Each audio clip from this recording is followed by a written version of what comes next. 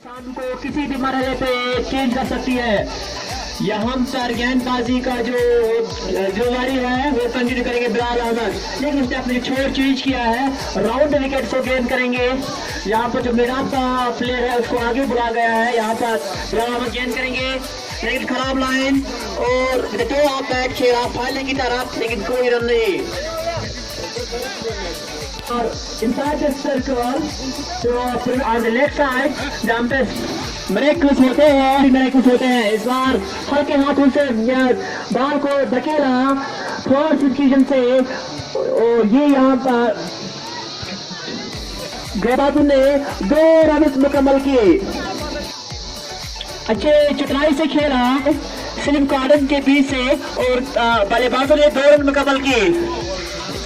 यहाँ पर बड़ी अच्छी पोजीशन शिपन टीम की, उनकी जो कैप्टन है वो बड़े खुश होंगे, ड्रेसिंग रूम में जो खिलाड़ी है वो भी खुश होंगे।